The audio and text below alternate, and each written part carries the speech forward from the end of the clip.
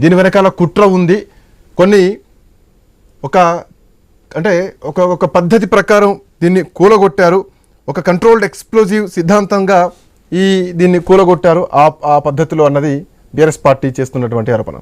Controlled explosive అంటే చాలా సందర్భాల్లో మనం చూస్తూ ఉంటాం, అక్కడక్కడ మైనింగ్లో కొండల్లో పేల్చేటువంటి సామాగ్రి, మందుగుండు సామాగ్రి, లేదంటే భారీ భవనాల్ని కూలుస్తూ ఉంటారు.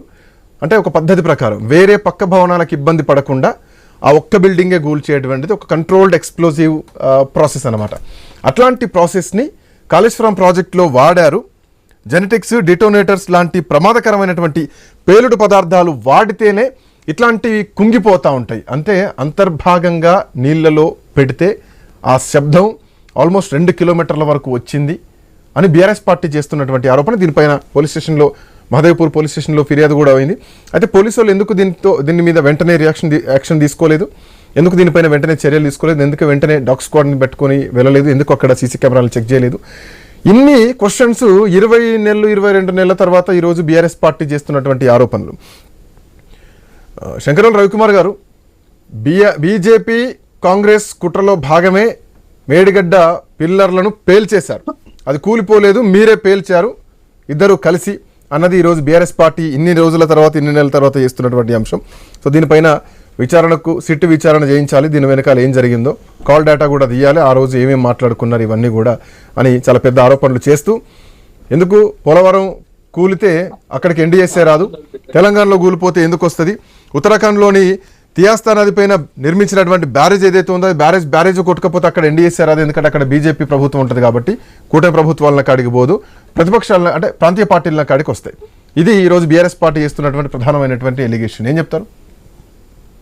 ముందుగా శ్రీకాంత్ గారు, మీకు ప్యానెల్లో ఉన్న మిత్రులందరికీ, అదేవిధంగా ప్రేక్షక మహాశయులకు అందరికీ కూడా నమస్తే. నమస్తే అండి. ఈరోజు మాట్లాడినటువంటి వ్యక్తి ఆర్ఎస్ ప్రవీణ్ కుమార్ గారు. ఆర్ఎస్ ప్రవీణ్ కుమార్ గారు ఎట్లుందంటే పొర్లించి కొట్టిన మీసాలకు బట్టెట్టలేదు అన్నట్టు ఉన్నది కథ.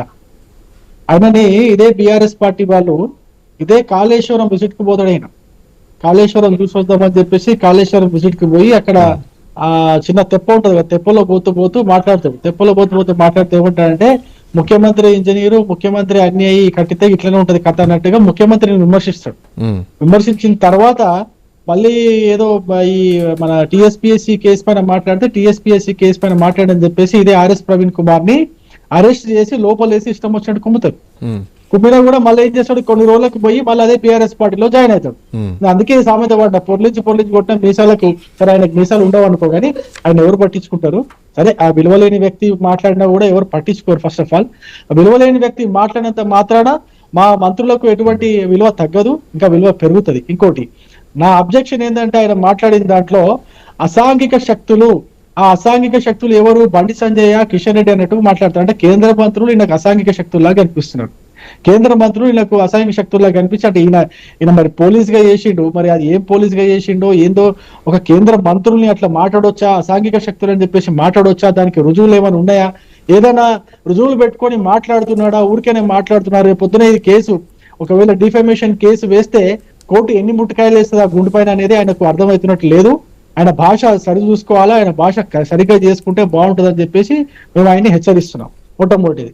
రెండోది, ఇట్లాంటి కేసులు ఒకవేళ కాళేశ్వరం పైన వాళ్ళకి ఏమైనా అనుమానాలు ఉంటే, ఎక్కడైనా కుట్ర జరిగిందని అనుమానాలు ఉంటే, ఇప్పటి వరకు నేషనల్ డ్యామ్స్ ఎన్డీఎస్సీ అయితే వచ్చి అక్కడ దర్యాప్తు చేసి అసలు కుంగడానికి కారణాలు ఏంటి అనేది చెప్పిన తర్వాత ఇప్పుడు మళ్ళీ ఏదో కుట్ర కోణం జరిగింది, బాంబులు ఏమైనా పెట్టి పేల్చారేమో అని ఈయన వాగుతున్నాడు. అట్లా ఎందుకు వాగుతున్నాడో తెలియదు. అంటే నేషనల్ డ్యామ్ సేఫ్టీ అథారిటీ అనేది దేశంలోనే అత్యుత్తమైన సంస్థ. దేశంలోనే అత్యుత్తమైన సంస్థని ఈయన క్వశ్చన్ చేస్తున్నాడు. అంటే ఈయన ఐపీఎస్ చదువుకున్నాడు.